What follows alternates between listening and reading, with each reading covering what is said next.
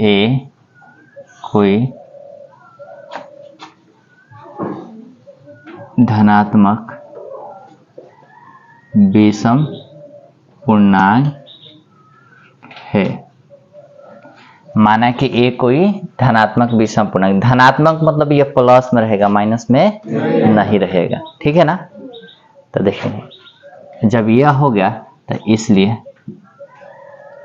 जो यहाँ b का मान होगा, इसमें दिया हुआ है कि 6q + 1 और 6q + 2 6q + 3 का रूप का होगा कि नहीं, 3 का रूप का होगा कि नहीं। तो यहाँ जो b का मान हो जाएगा वो सब में 6 है, तो b का मान जो हो जाएगा वो कितना हो जाएगा, 6।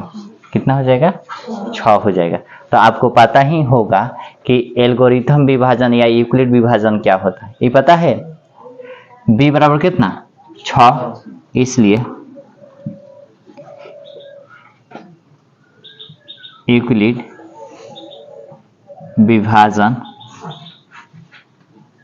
से, इसलिए यूक्लिड विभाजन से मेरे लाल a बराबर BQ + R, जहाँ 0 का मान बड़ा या बराबर होगा r से। r का मान किसके, 20 से। r का मान से बड़ा किसका मान होगा, 20 से। तो हम यहाँ r का मान जो होगा वह 20 से 1 कम होगा, 20 से क्या होगा, 1 कम।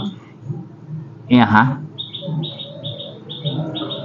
r बराबर b 6 है ना, तो इससे कम, तो 0 1 2 3 4 5।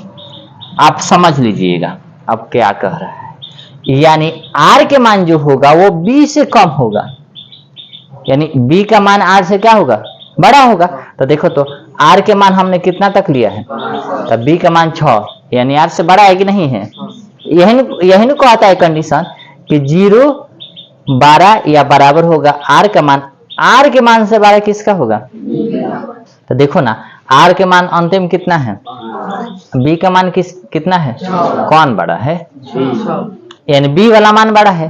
यानी हम r का जो संभावित मान लेंगे वो 0 से लेकर कहां तक ले लेंगे। अब एक एक करके लिख देते हैं। यदि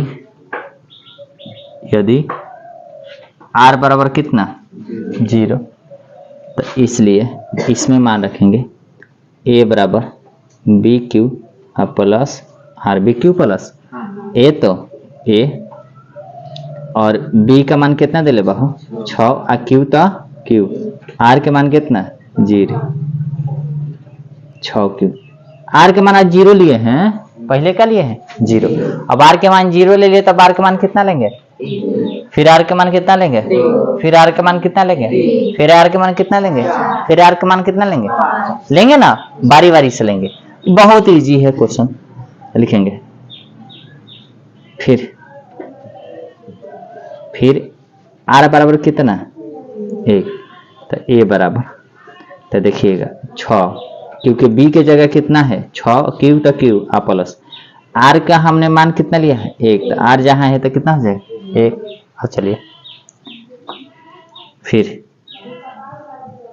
क्या लिखे, फिर r बराबर 1 आ गया, तब r बराबर क्या आ जाएगा 2, तब रखेंगे।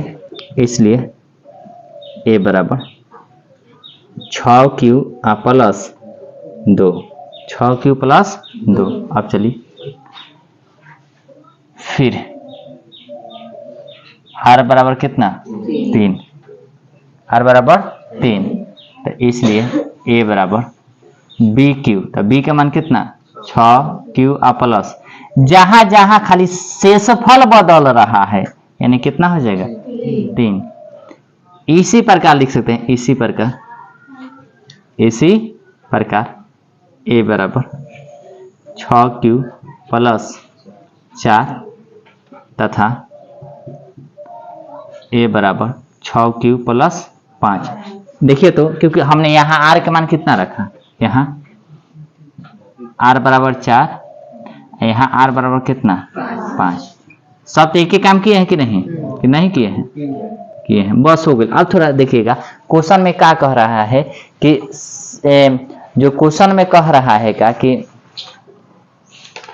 क्वेश्चन में क्या कह रहा है जी, क्वेश्चन में यह कह रहा है कि 6q + 1, तो 6q + 1 आया है पहिल का यहाँ 6q+1 आया है, और फिर कह रहा है का 6q+3, 6q+3 एक यहाँ आया है, और एक जो कह रहा है 6q+5 यहाँ पर आया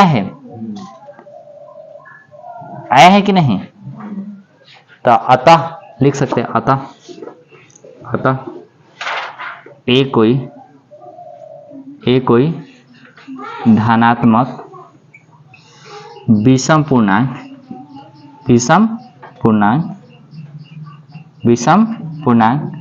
6q+1,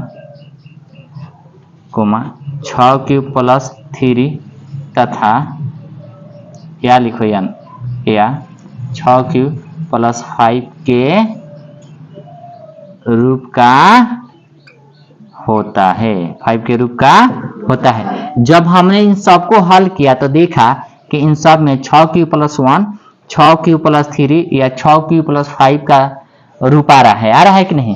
तो लिख सकते हैं अतः ए कोई धनात्मक विषम पूर्णांक 6q+1, 6q+3 या 6q+5 के रूप का होता है। क्या होता है? होता है। Video pause. हिलाऊं कि ना चाहिए?